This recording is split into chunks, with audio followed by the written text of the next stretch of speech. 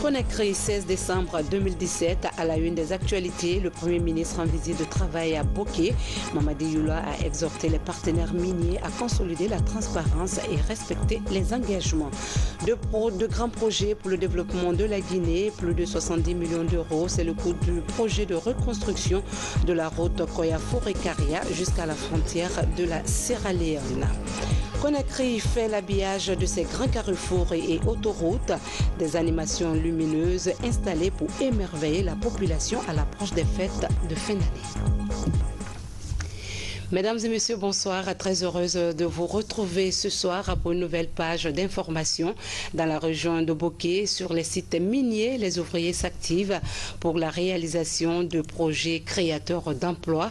Présent sur le terrain, le Premier ministre chef du gouvernement a visité quelques installations avant d'exhorter les partenaires au respect des engagements. Adi Kamara, Ousmane Bangoura. Nous sommes à Taïgbé, dans la sous-préfecture de Kamsar, préfecture de Boké. Ici, le Premier ministre Mamadi Youla a tenu à visiter les installations de la société minière GAC, Guinea Alumina Corporation, filiale d'Emirat Global Aluminium, l'une des plus importantes compagnies minières au monde. Sur un site de 77 hectares, la société GAC va mener des opérations d'exploitation minière à partir des forages jusqu'au chargement, en passant par le dynamitage et le broyage.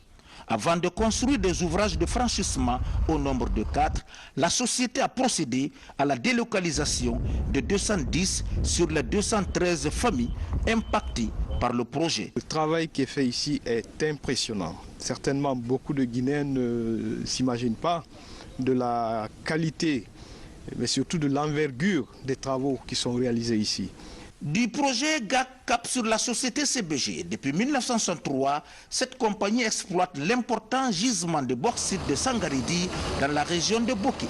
Aujourd'hui, il est question de procéder à l'extension des installations et à la modernisation des équipements avec de nouveaux systèmes de surveillance, d'exploitation et de production de la bauxite. Ici, par exemple, les travailleurs s'activent pour la construction d'un nouveau four souterrain porteur d'enjeux essentiels pour la société. Et je dois dire que pour nous-mêmes, mais pour tous les Guinéens, c'est un motif de fierté de voir que des projets de cette envergure sont réalisés en ce moment en Guinée. Ce sont des projets qui, cumulés, se chiffrent en milliards de dollars. Donc ce n'est pas des projets pour demain, ce sont des projets qui se font maintenant. Vous venez de voir l'infrastructure sur laquelle nous nous tenons maintenant vient d'être réalisée. Elle est d'ailleurs encore en cours de construction.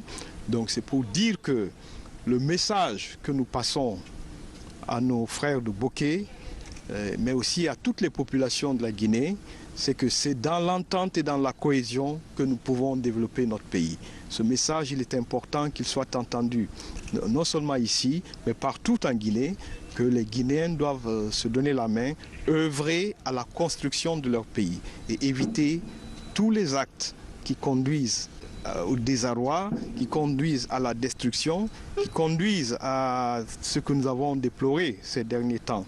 Mais nous sommes rassurés. Après avoir rencontré les autorités et les populations de Boké, le message que nous avons reçu, en tout cas, ils s'engagent à tourner cette page et à se consacrer au travail.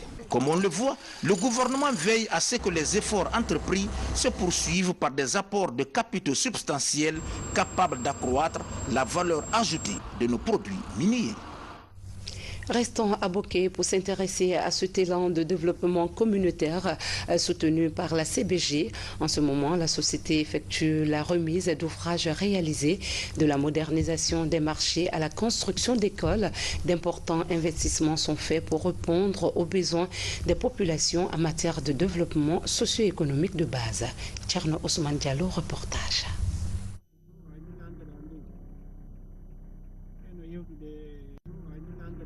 Loin du centre-ville de Boké, la localité de Bolanchan amorce un nouvel élan dans son développement socio-économique avec la mise à disposition d'une infrastructure scolaire, la première du genre dans ce secteur du district de Kaboui, sous-préfecture de Tanen. Coût de l'infrastructure, 400 millions de francs guinéens.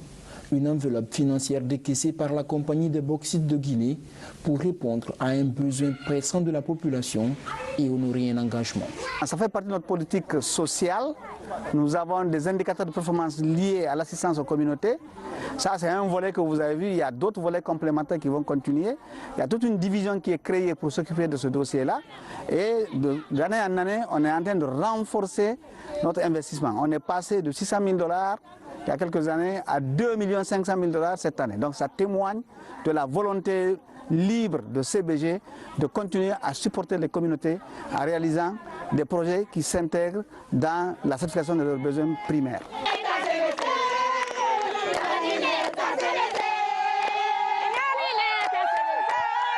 Une scène de liesse partagée qui vient rappeler l'attachement des populations de cette contrée à la scolarisation de leurs enfants. Pour sa première année scolaire, l'école enregistre près de 100 élèves. Le besoin était important à plus d'un titre parce que ça fait des années que nous luttons pour que ce village ait son école. Les écoles qui sont à côté, qui sont dans la localité, se trouvent à une distance considérable, telle que Batapon, telle que Kimia, c'est très loin de ce village. Mais derrière la joie et toute cette ferveur, une inquiétude. Aucun enseignant dans les salles de classe pour encadrer les enfants. Il y a des enseignants qui sont passés ici, l'autre était venu, c'est nous-mêmes qui le payaient. Donc lui, c'était une dame, et il est resté ici, donc lui il a quitté. Donc il y a un monsieur qui était venu dans ce chemin-là aussi. On avait commencé aussi à enseigner les enfants, mais celui-ci aussi, je ne sais pas s'il est découragé ou quoi, lui aussi est rentré. Maintenant, là, nous sommes là, les enfants sont là, mais vraiment, on n'a pas gagné l'enseignement d'abord. Les jours à venir, d'autres écoles, cette fois-ci dans les préfectures de Gawal et de Télimélé, vont faire l'objet de remises officielles à la population.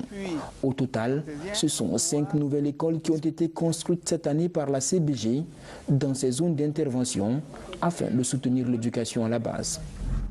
Oui, l'éducation à la base pour parler de la décentralisation des constructions préscolaires.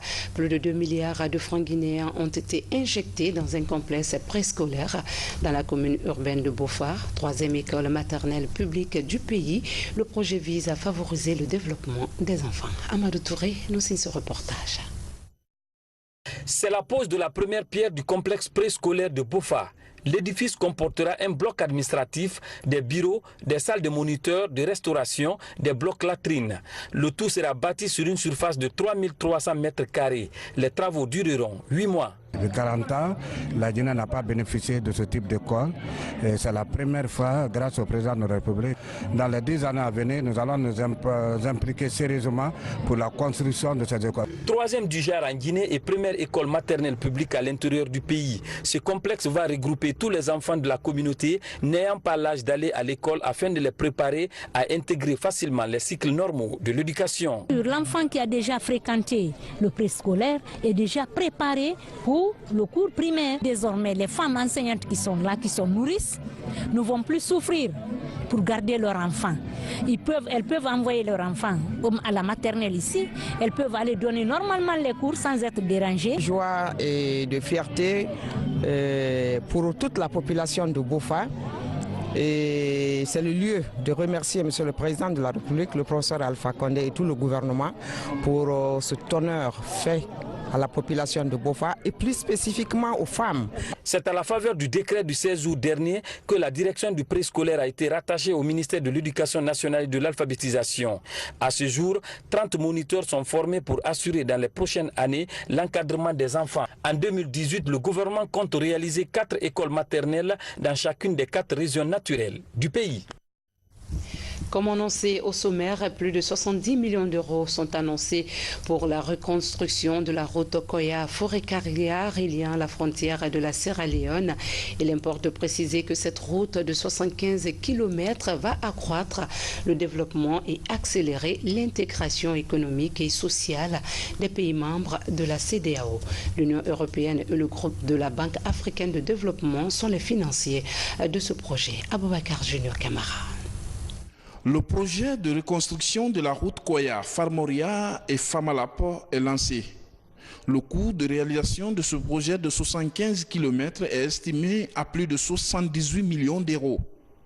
Ainsi, la Guinée pourrait se doter d'une route internationale d'intégration économique et sociale des pays membres de la CEDEAO, financée à 30% par l'Union européenne et 70% par le groupe de la Banque africaine de développement. L'aménagement et le bitumage de ce maillon d'intégration économique et sociale des pays de la CEDEAO est une priorité du gouvernement. Cette route est l'un des points noirs sur la tranche ouest africaine numéro 7, la tranche Lagos-Dakar, car elle fait la liaison de toutes les capitales côtières de l'Afrique. Pour les partenaires financiers et techniques, cet appui est le fruit d'une saine gestion macroéconomique et budgétaire enregistrée par l'État guinéen. La construction de cette route, ça témoigne en fait que les autorités guinéennes en fait s'inscrivent dans une dynamique qui est la meilleure utilisation des ressources en fait, qui permettra en fait d'arriver à une amélioration considérable du bien-être des populations.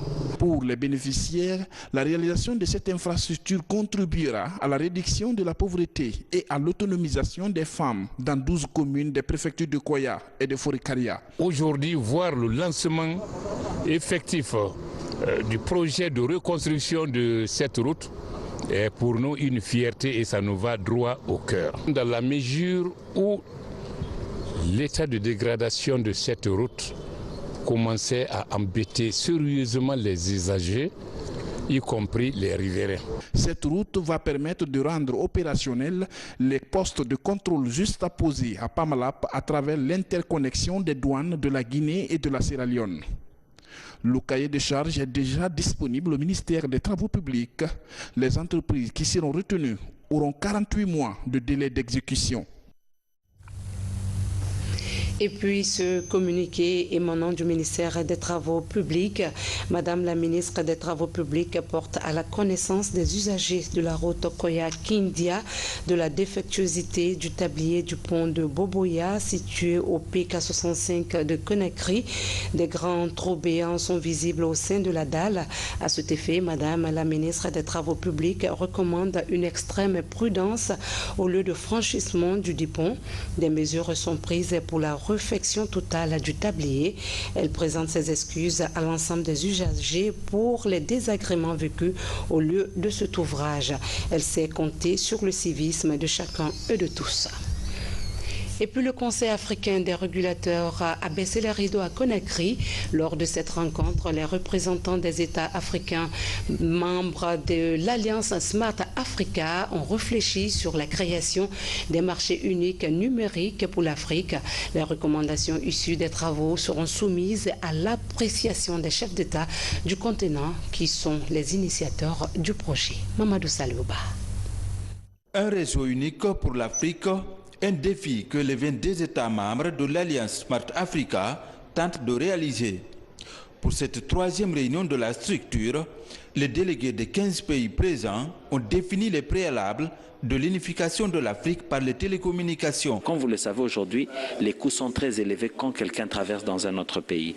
Donc nous essayons maintenant d'harmoniser pour que tout Africain quittant son pays vers un autre pays soit toujours capable d'être accessible et d'effectuer son business comme d'habitude sans être affecté par les coûts de roaming élevés. Loin d'être un simple rêve, l'interconnexion des États africains est bien possible. Pour le faire, il faut aller par étapes. Le projet est en expérimentation dans certaines régions du continent, notamment dans l'espace CEDEAO et en Afrique de l'Est. Un des premiers projets de Smart Africa, c'était le free roaming. C'est-à-dire que nous avons enlevé les barrières de roaming entre nos différents pays. Nous voulons le faire pour le continent, mais nous avons commencé déjà sur le plan régional et les résultats ont prouvé que c'est quelque chose, nous sommes sur le bon chemin et donc les résolutions ont été prises et qui vont être remontées au niveau des chefs des États pour que ce soit des décisions et pouvoir être appliquées dans les différents pays. Comme déjà nous avons la libre circulation des personnes et des biens, donc ce serait bien qu'on ait une libre circulation lorsqu'on communique. Selon les spécialistes, en Afrique, plus d'1 milliard de personnes utilisent les technologies de l'information et de la communication. C'est pourquoi l'Alliance Smart Africa veut transformer l'Afrique en un marché numérique commun. L'idée est d'accélérer le développement socio-économique de l'Afrique. Fait à Conakry des travaux de la plateforme partenariat de Ouagadougou. Cette retraite a permis d'aborder des sujets majeurs comme l'autonomisation des femmes et la révolution contraceptive. Le pari n'est pas encore gagné, mais l'institution francophone de l'Afrique de l'Ouest se dit optimiste quant à son combat pour une meilleure planification familiale des États membres. Habib Diama. Une dizaine de panels pour la même convergence, l'autonomisation des femmes et la révolution contraceptive. Précurseurs du partenariat de Ouagadougou, les 9 pays de l'Afrique de l'Ouest francophone ont eu 3 jours pour défendre le mérite de cette approche basée sur la planification familiale. Nous avons apprécié autant les focus sur les pays que les panels de haut niveau où les leaders politiques, les parlementaires, les religieux, la société civile et les partenaires ont exprimé ce qu'ils pensaient et ce qu'il faut faire pour rendre effectif l'autonomisation de la femme et la révolution contraceptive en Afrique de l'Ouest. Nous devons avoir comme boussole la mise en œuvre des résolutions et recommandations de cette 6e réunion afin de nous assurer à la 7e réunion annuelle du partenariat de Ouagadougou que nous ne sommes pas retrouvés ici sans raison valable. Les plans d'action de ces élus locaux de la sous-région prennent en compte cette problématique. Il en est de même pour la Guinée qui entend marquer le pas à l'hémicycle. Au nom de notre délégation, je m'engage à retourner à l'Assemblée nationale en tant que membre de notre mouvement et ambassadrice de la planification familiale. Il y a certes des acquis, mais la révolution contraceptive est une pente que le partenariat de Ouagadougou se doit de surmonter. L'Afrique de l'Ouest est loin de la révolution contraceptive puisque nous avons aujourd'hui des taux qui avoisinent les 22%, 18%, de 18 à 22% dans nos pays. Mais ce que nous voulions, c'est de réveiller les consciences pour que l'Afrique de l'Ouest, qui est en train de bouge et accélère pour rattraper son retard sur l'ensemble des indicateurs en santé sexuelle et reproductive. Pour assurer le suivi des engagements, l'approche ougandaise des Motion Tracker est parmi les modèles à expérimenter. En attendant, il faudra identifier le prochain pays hôte de la 7e réunion du partenariat de Ouagadougou. L'heure de la révolution contraceptive. Remise d'un lot de logistique au ministère de la Justice. C'est un don de l'Union européenne qui s'inscrit dans le cadre du programme d'appui à la réforme du secteur de la justice et vise à renforcer les capacités opérationnelles des juridictions. Mamadi Ternaka Mesoko. C'est un important don qui vient renforcer la capacité opérationnelle de l'institution judiciaire. Dans le cadre des activités du programme d'appui à la réforme du secteur de la justice, l'Union européenne honore un de ses engagements avec la mise à disposition de près de 300 mobiliers de bureaux et accessoires, du matériel informatique composé de 192 ordinateurs, le même nombre en non-dealer et en imprimante. À cela s'ajoutent 13 véhicules devant servir de moyens de transport des détenus, des étudiants du centre de formation judiciaire et de déplacement des cadres vers les juridictions de l'intérieur du pays. L'unique ambulance du lot servira à l'évacuation des malades vers les centres hospitaliers.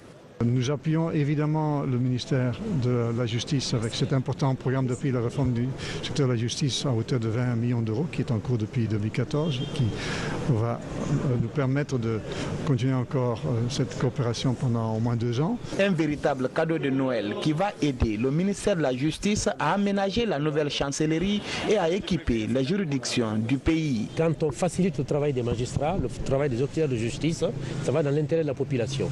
Et c'est l'objectif qu'on a, qui nous a été assigné et qu'on va respecter. Cet appui s'élève à près d'1 million d'euros.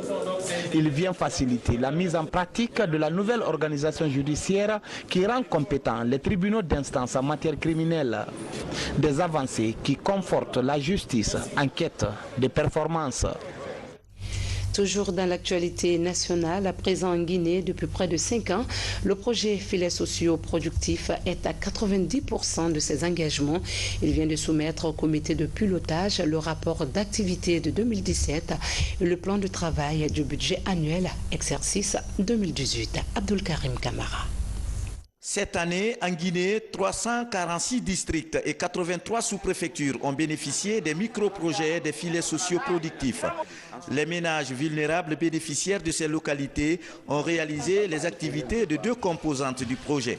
Les travaux dits de haute intensité de main-d'œuvre et les transferts monétaires. Ici, ce rapport d'activité 2017 est présenté au comité de pilotage des filets sociaux. Ce qui a fait mention qui a été mentionné du moins dans le rapport annuel et que le comité de pilotage maintenant est en train de donner les pistes de solutions pour que par rapport au PTBA 2018, qu'on ne soit pas dans la même dynamique. Le plan d'activité de l'exercice 2018 est aussi présenté aux 13 membres du comité de pilotage. Pour la composante 1, plus de 13 000 ménages bénéficieront de 124 micro-projets. La composante 2 sera réalisée sur 8 transferts conditionnels et 3 transferts conditionnels souples. 2018 va marquer vraiment un appui fort, significatif et durable aux groupements qui ont été créés dans les différentes zones d'intervention du projet de filets sociaux. Nous allons mettre en place un mécanisme de pérennisation des groupements qui ont été créés à travers des forêts communautaires qui vont être exploitées et les dividendes permettront à ces groupements de continuer leurs activités. Toujours, on a continué à financer le projet à travers les partenaires techniques et financiers. Ça, nous avons la possibilité de financer nos projets lorsqu'il y a la sécurisation des ressources internes. Et c'est ce qu'on va faire. L'exercice 2018 entend accompagner la Guinée afin de mettre en place un registre social unifié. Les contraintes qui en découlent constituent un plaidoyer pour un financement additionnel.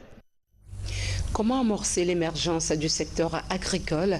C'est le défi à relever par la nouvelle politique de développement agricole. L'objectif clé est d'améliorer le climat des affaires dans le monde rural pour attirer plus d'investisseurs. Tout cela en tenant compte des exigences comme le changement climatique et l'emploi jeune. Foué Camara.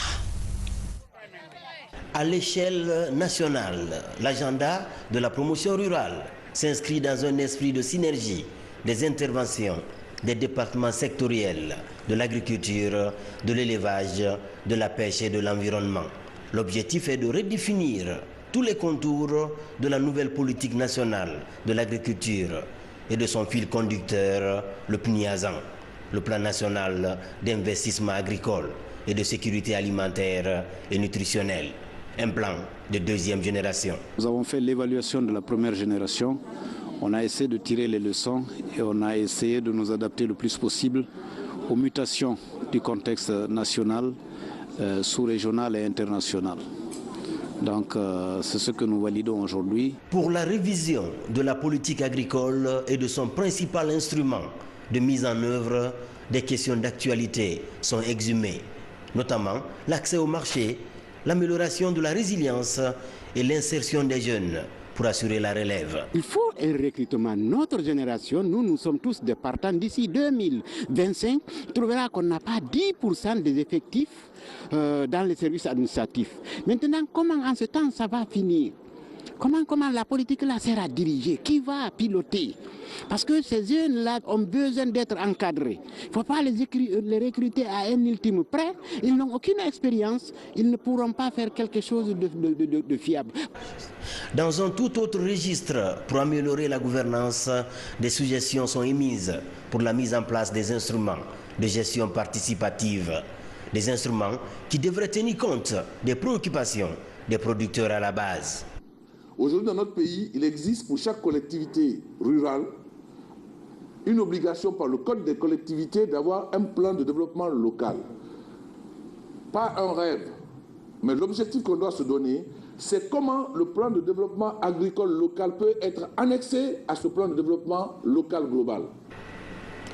L'assainissement du climat des affaires pour encourager l'implication du privé est l'autre défi à relever pour un monde rural attractif pour les jeunes. Sans oublier la réactualisation des statistiques pour ne plus naviguer à vue.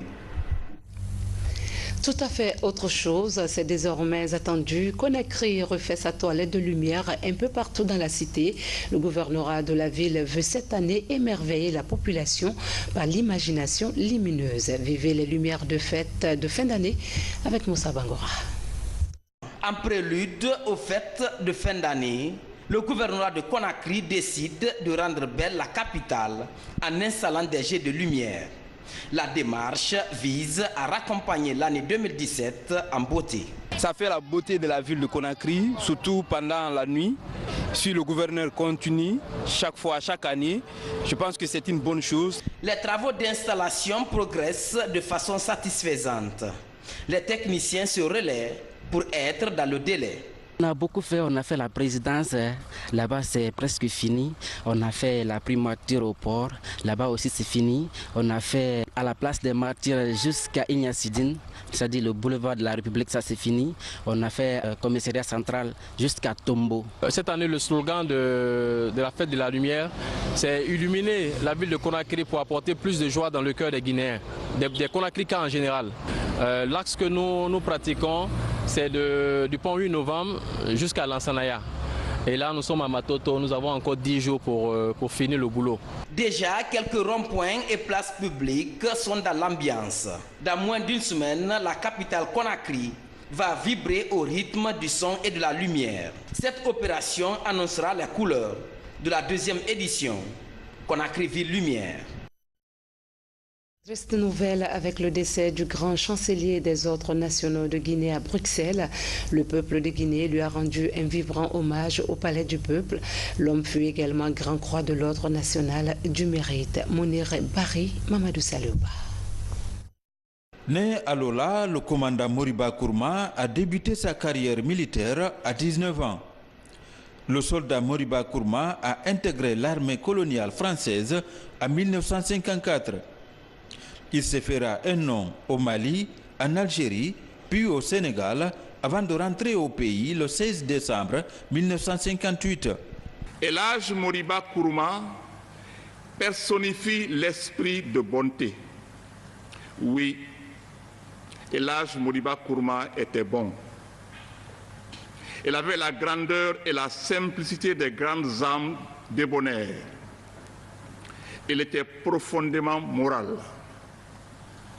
Ce noble caractère faisait émaner de tout son être une foi inébranlable en l'islam et un optimisme réel pour le progrès de l'intelligence et de la justice. Commandant Moriba aussi était un cas de réussite. Il détestait 3 choses qu'il disait lui-même. Il disait qu'il détestait le mensonge, qu'il détestait la malhonnêteté et surtout qu'il détestait l'ingratitude. J'ajouterais qu'il détestait particulièrement l'indignité. Donc, une personne de cet acabit qui nous quitte, devons célébrer sa vie en suivant son exemple. L'action de ce fidèle compagnon du professeur Alpha Condé fut riche et toucha de nombreux cercles de notre pays. Aux membres de sa famille biologique, je voudrais dire qu'ils peuvent être fiers malgré la peine, car leur mari, leur père, leur grand-père, leurs frères, leurs chers doyens eut une vie bien remplie ici-bas. Nous prions le Tout-Puissant, Allah, qu'il accorde à El Hadj Moriba Kourma le repos éternel et l'accueil dans son paradis. El Hadj Moriba Kourma ne restera pas longtemps dans les casernes militaires. Dès 1959, il intègre le service des douanes. Il est directeur préfectoral à Forêt-Caria et à Macenta avant d'être gouverneur de région à Télimélé et Mandiana. En 1989, le commandant devient inspecteur des douanes dans la région de l'Abbé. Ce frère a beaucoup fait pour nous. Il nous a encadrés en des moments très difficiles parce que nous étions très jeunes, pleins de fougue. Mais le frère Moriba nous a toujours temporisés. Mon père a laissé un héritage au niveau de la famille, l'éducation. Il a servi loyalement la nation et nous remercions très sincèrement le chef de l'État pour avoir porté la confiance sur notre papa. Et aujourd'hui, le papa est parti. Nous remercions très sincèrement tout le peuple de Guinée pour tout ce qu'ils ont eu à faire pour le papa. Et nous leur confions aussi la famille pour leur dire que nous sommes entièrement à la disposition du chef de l'État et du peuple de Guinée. Le destin du doyen Moriba le conduira à la grande chancellerie. Il est nommé secrétaire général en décembre 2011. En mars 2015, il obtient le titre de grand chancelier des ordres nationaux du mérite. Le commandant Moriba Kourma est décédé à 82 ans. Il laisse derrière lui 2 veuves et 9 enfants. Que Dieu ait son âme, Amin. Et puis la 5e promotion du cours des futurs commandants d'unité et de la 4e promotion du cours de chef de service administratif viennent d'inscrire leur brillante sortie des écoles militaires de Manéa. Ces nouveaux officiers au nombre de 69 ont été outillés en commandement et gestion des ressources humaines, matérielles et financières des forces armées. La traditionnelle cérémonie de remise de diplôme s'est déroulée en présence du chef d'état-major général des armées, adjudant-sergent Kamano. Ils sont au total 69 officiers venant des différents corps de l'armée guinéenne à recevoir leur diplôme de fin de formation.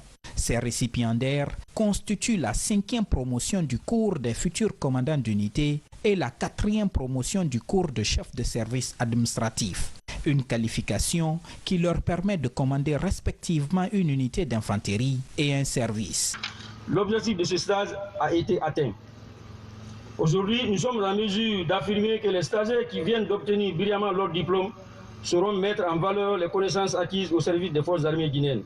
Depuis l'entame de la réforme du secteur de sécurité, l'état-major général des armées a fait de la formation et de la qualification continue des hommes l'une des priorités de son plan d'action. Quant à vous, stagiaires ici présents, qui venez de bénéficier de ces formations aux écoles militaires de Manéa, nous vous félicitons et vous encourageons dans les efforts consentis dans l'acquisition de nouvelles connaissances que vous devez mettre en application une fois de retour dans vos unités respectives.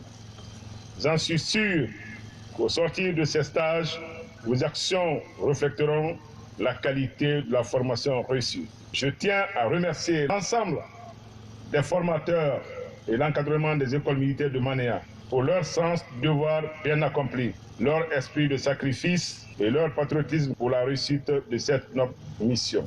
Créées en 2007, les écoles militaires de Manéa regroupent en leur sein 3 grandes écoles. L'École nationale des sous-officiers d'active, l'École nationale d'administration militaire et l'École de transmission. Chaque année, plus de 1000 militaires, officiers et sous-officiers sortent de ce temple du savoir des forces armées guinéennes.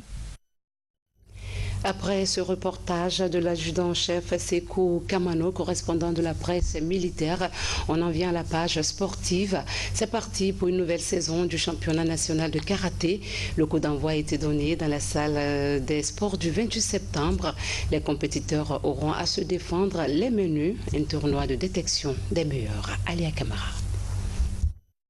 Cette 3e édition a débuté par un carnaval de présentation. 164 compétiteurs prennent part au championnat. Toutes les ligues régionales du pays et celles de la zone spéciale de Conakry sont représentées à ce tournoi. Les combats, suivis de très près par des experts de la discipline, permettent de détecter de nouveaux talents et les meilleurs seront sélectionnés dans l'équipe nationale de karaté. Je me suis bien entraînée. J'ai fait plus de 5 mois d'entraînement pour gagner cette compétition. Je suis heureuse aujourd'hui d'être championne de ma catégorie et fière de mon maître. Je suis plein de joie. C'est une fille qui fait la fierté de notre club, en particulier et en général la fierté de la jeune fille guinéenne aujourd'hui. Et elle est très assidue, régulièrement, quelles que soient ses préoccupations, elle est toujours dans la salle. La particularité de cette édition est la présence de toutes les équipes militaires et paramilitaires. Le karaté guinéen a un défi à relever prendre part aux prochains Jeux olympiques et remporter des médailles comme lors du précédent Tikazone 2 organisé en début d'année. Le karaté est devenu une discipline olympique. Donc au seuil de cet olympisme et qui se pointe à l'horizon, je veux parler des Jeux olympiques de Tokyo 2020. Nous avons l'obligation de la performance, nous avons l'obligation de l'engouement autour de cette discipline sportive. C'est pourquoi la participation aujourd'hui à ce championnat national Coupe de la Guinée est un sens de motivation pour toutes les équipes aujourd'hui qui sont présentes ici, qui se donneront le meilleur d'eux-mêmes pour être au diapason de cette ambition. Un défi que la Guinée, classée 3e nation lors du tournoi international de karaté de la zone 2, se propose de relever en recrutant les meilleurs athlètes. Ce championnat de 2 jours se déroule en kata et en kumité. Et puis cette brève sportive de Abdulaziz Baldé, le Real Madrid a remporté son 6e titre du mondial des clubs en battant ce soir les Brésiliens Grêmio par 1-0. Ce but est marqué sur un coup franc de Cristiano Ronaldo. À une semaine du Classico, le Real Madrid a parachevé sa moisson par un 5e titre, son record historique. Nous passerons bientôt à la nouvelle année, mais bien avant l'arrivée de 2018 avec ses merveilles, nous ouvrons le dossier Best-of de 2017 sur de grandes activités du chef de l'État. Ce soir, nous faisons une halte sur la visite d'État de 72 heures que le professeur Alpha Condé a effectuée à Paris. C'était au mois d'avril dernier. Suivez.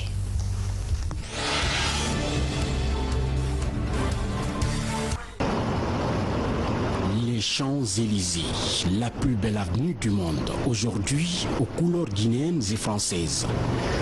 Partout sur cette avenue historique de la capitale française, ce sont les tricolores de ces deux nations qui flottent. Et pour cause, professeur Alpha Condé arrive pour une visite d'État. La dernière justement pour un chef d'État sous la 5e République avec le président François Hollande. Il est 14h45 ce lundi 10 avril 2017. L'avion transportant le chef de l'État guinéen atterrit sur le tarmac de l'aéroport de Paris-Orly. À sa descente, professeur Alpha Condé est accueilli par Annick Girardin, ministre française en charge de la fonction publique, qui le conduit directement au pavillon d'honneur de cet aéroport où se trouvent toutes ces personnalités guinéennes et françaises. Sur l'avenue qui mène à l'Élysée, l'impressionnant cortège présidentiel est admiré par Paris. La procession dure une demi-heure, prélude à toutes les solennités officielles. Professeur Alpha Condé est attendu par son homologue et frère de l'international socialiste François Hollande. J'accueille aujourd'hui le président de la Guinée, Alpha Condé, pour une visite d'État. C'est la première dans l'histoire de nos deux pays que nous pouvons avoir cette réception à la hauteur de ce qu'est l'histoire. L'histoire, elle a été tumultueuse. Chacun ici se souvient, 1958, puis après même rupture des relations diplomatiques pendant des années. Puis il y a eu, heureusement, la reconstruction. Et Alpha Condé a été un élément déterminant pour que nous puissions avoir entre la France et la Guinée cette amitié renouvelée. Et cette visite d'État en est le symbole. Il est 19h30.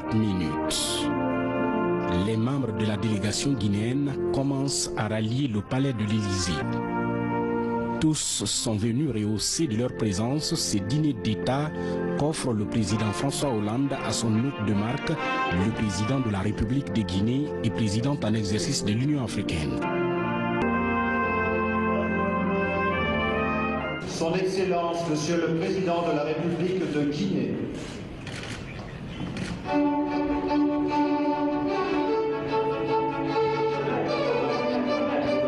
Un dîner d'État, oui, mais aussi une occasion pour le président de la République française de parler des nombreux progrès enregistrés en Guinée sous le leadership du professeur Alpha Condé. La fin d'un séjour historique.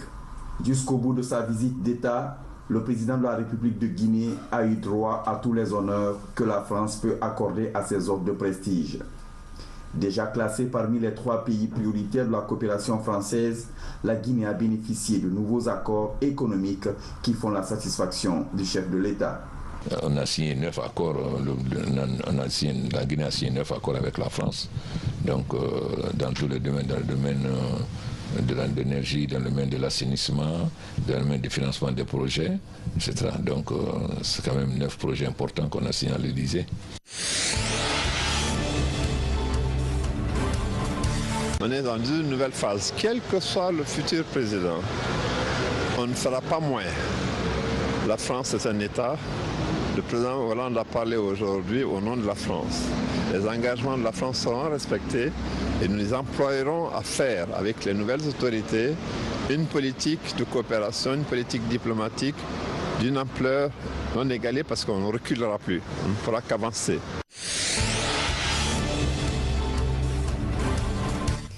C'était le condensé de quelques activités du chef de l'État. Voilà, mesdames et messieurs, c'est ici qu'on s'arrête au compte de ce samedi.